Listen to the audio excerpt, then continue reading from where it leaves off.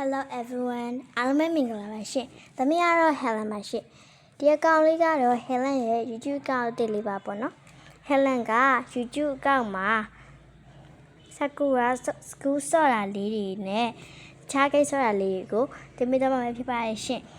။အဲ့ဒီတော့ Helen ရဲ့ YouTube အကောင့်လေးကို subscribe လုပ်ပေးကြပါပေါ့နော်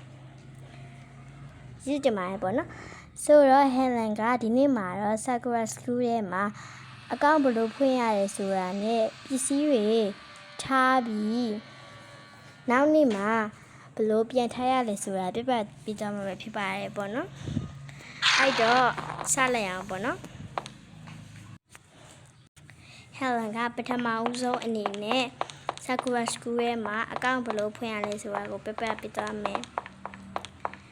ပထမဦးဆုံးအနေနဲ့တော့ menu ထဲကိုဝင်လိုက်ပါဝင်ပြီးရင်တော့အပေါ်ဆုံးမှာ၄ခုမြောက်မှာရှိတဲ့ proof ဆိုတာကိုဝင်လိုက်ပါဝင်ပြီးရင်တော့ဒီညာဘက်အပေါ်ထောင်းက proof ဆိုတာကိုထပ်ဝင်လိုက်ပါဝင်ပြီးရင်တော့ဒီလိုလေးတွေးလိုက်ပါမယ်ပြီးရင်ပေါ့ account creation ဆိုတာလေးကိုဝင်လိုက်ပါအတန်းထွက်မှရင်တောင်းမှန်ပါတယ်ပေါ့နော်အဲ့ဒီကိုဝင်ပြီးရင်ပေါ့နော်ကိုကြိုက်တဲ့နာမည်ကိုရေးလိုက်ပါHelen ကတော့ရေးပြီးဖြစ်တဲ့အတွက် okay နေလိုက်မှာပေါ့နော်အဲ့ဆိုရင်တော့ရသွားရင်တော့ဒီလိုပေါ်မယ်ပေါ့နော်မရရင်တော့ပေါ့နော်error this name has already taken လို့ပြောလိုက်မယ်ပေါ့နော်အဲ့ဒါကိုပေါ့နော်မြန်မာလိုအခရာတွေနဲ့ကဏ္ဍလေးတွေနဲ့လုပ်ပေါ့နော်လို့မဆိုရင်တော့ပေါ့နော် challenge ရှိရပေါ့နော်နောက်တစ်ခုကတော့ပစ္စည်းတွေထားပြီးမနှက်ပြန်ကြတယ်အဲ့ဒီပစ္စည်းတွေကို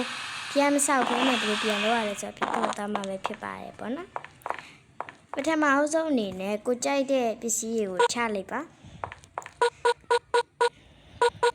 Helen ကတော့ရှောက်ချလိုက်တယ်ပေါ့နော်ချပြီးပေါ့နော်ဒီ save 0.0ဆိုတာရှိရပေါ့နော်ဒီမှာပေါ့နော် Helen ပေါ့နော်ဒီနေရာတွေမှာလုပ်ပြီးသွားပြီပေါ့နော်အဲ့တော့ Helen ချားနေရမှာလို့လားမသိဘူးနော်အဲ့ဒီမှာပေါ့နော်ကိုကြိုက်တဲ့နာမည်ကိုရေးလိုက်ပါ Helen လို့ပဲရေးလိုက်မယ်ပေါ့နော်အဲ့ဆိုရင် save complete လို့ပြောပါလိမ့်မယ်ပြီးရင်ပေါ့နော်ဒီနေရာကိုထပ်နေလိုက်ပါကိုနောက်ဆုံးချထားတဲ့နေရာပါပေါ့နော်အဲ့ဒါလေးကိုနှိပ်လိုက်ပါနှိပ်ပြီးရင်ပေါ့နော်ဒီလိုလေးပေါ်လာတာလိမ့်မယ်ပေါ်လာရင်ပေါ့နော်ဒီအပြောင်အကွက်လေးထဲမှာ proof save data upload ဆိုတာလည်းရှိရပေါ့နော်အဲ့ဒါလေးနှိပ်လိုက်ပါနှိပ်ပြီးရင်ပေါ့နော်ဒီအမှန်ကြီး3ခုဆိုတာနှိပ်လိုက်ပါHelen တော့နှိပ်ပြီးပေါ့နော်အဲ့ဆိုရင် send လို့နှိပ်လိုက်ပါပြီးရင် Helen ဒါလေးကို copy လိုက်မယ်ပြီးရင်ပေါ့နော် Helen အကုန်လုံးကိုဖြတ်လိုက်မယ်ဖြတ်ပြီးရင်တော့ပေါ့နော်ဒီ